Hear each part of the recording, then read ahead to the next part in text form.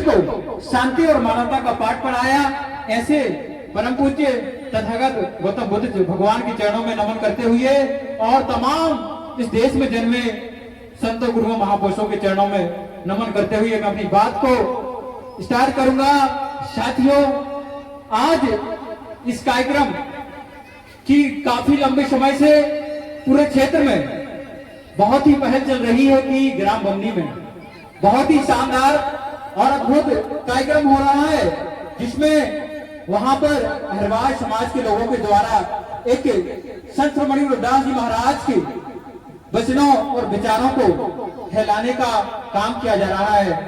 इस कार्यक्रम को मैंने सुना, तभी कुछ साथियों ने कॉल भी किया कि भाई इस प्रकार से हम लोग कार्यक्रम रख रहे हैं, उसकी रूपरेखा सारी चीजों के बारे में अवगत कराया।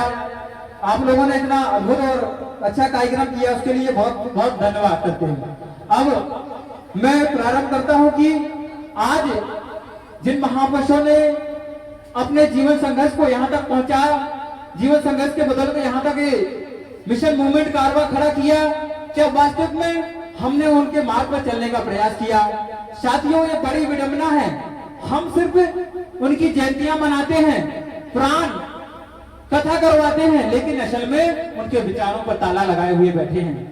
मैं उनकी एक वाणी को याद दोहराते हुए आपको याद करूंगा कि रविदास जी कहे हैं कि ऐसा चाहूं राज में जहां मिले सबन को वन और छोटे बड़े सब संबसे, गुरु रैदास रहे प्रसन्न, गुरु रैदास रहे प्रसन्न।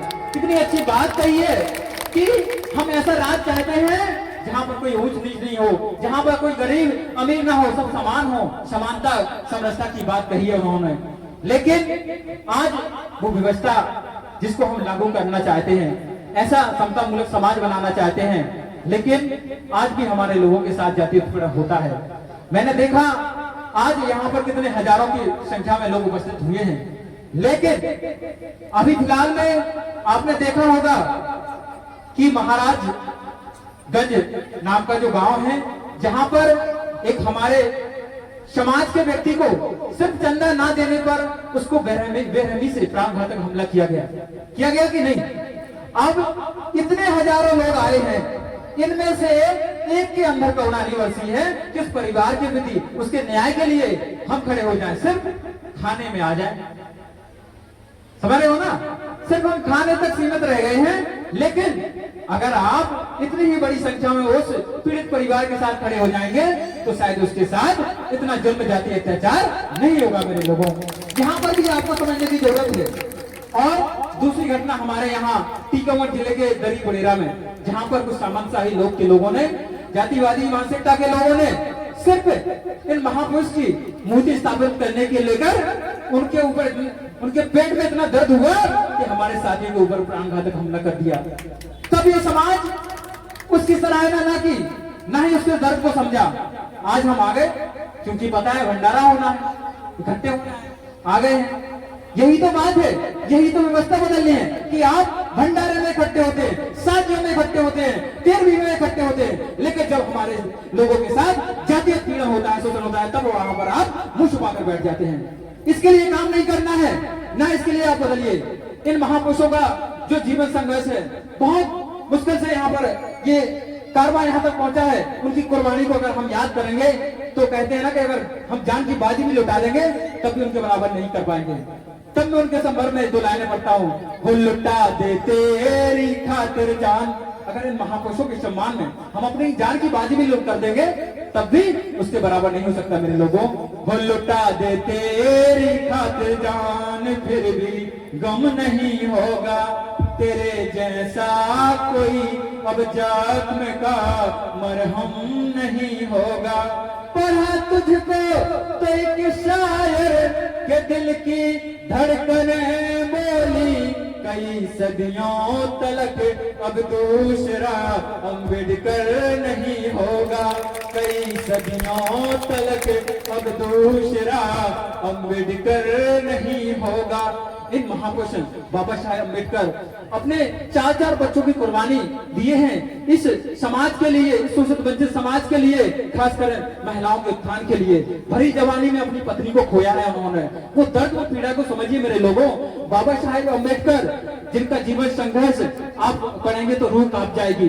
और भी हमारे तमाम महापुरुष हैं जिन्होंने इतना त्याग बलिदान दिया है, लेकिन सिर्फ हम उनके फोटो तक सीमित रह गए हैं, सिर्फ टीका माला तक लगाने तक सीमित रह गए हैं, लेकिन असल में उनके विचारों पर चलने का प्रयास नहीं कर पा रहे हैं। ये असलियत है, ये सच्चाई है। मुझे जानने में मिला है कि इस कार्यक्रम में कम से कम 10 लाख रुपए खर्च हुए हैं। कितने? 10 लाख रुपए खर्च हुए हैं। आई मीन कम से कम 5 लाख तो हुए ही होंगे प्लस तो। लेकिन 10 लाख रुपए का खर्च का मतलब क्या है? अगर आप 10 लाख में 10 बातें ही नहीं सीख पाए तो क्या मतलब है? कम से कम मैं तो एक अनुरोध करके मैंने कहा भी था कि इन 10 लाख रुपए के खर्च में 10 कृतियों का त्याग कर देना मेरे लोगों, कि आज से ना तो हम देर भी करेंगे, किसी के यहाँ मृत्यु भोज नहीं खाएंगे, ना ही और भी जो मुंडन जैसी और तमाम जो कृतियां हैं उनको त्याग कर दीजिए ना, तब जाके हमारे को जो हम पैसा जो चीजें इन्वेस्ट कर रहे हैं उनका फायदा हमें हो। लेकिन क्या करते रहेंगे? अगर हम यही हुआ करते रहे, ये फंक्शन करता रहे, तो धार्मिक या जो चीजों को लपेट रहे हैं वही होता रहेगा और ये आने वाली पीढ़ी है ये गुलाम और हो जाएगी। हो पाएगा क्या परिवर्तन? बताइए। लेकिन समझना होगा।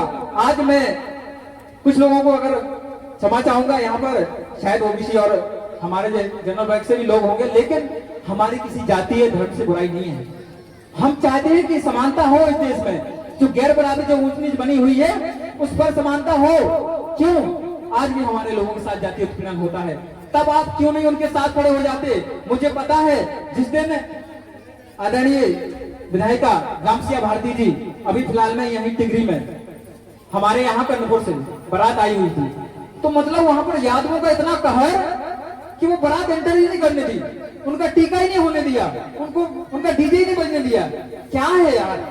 मतलब हम इस देश में संविधान लागू है फिर भी आजादी से नहीं दे पा रहे हैं, और जिनके बीच हम पिछलग्गू बने बैठे हैं, जयकारे लगा रहे हैं, वो कभी हमारे बीच खड़े तक नहीं होते हैं। क्यों भाई?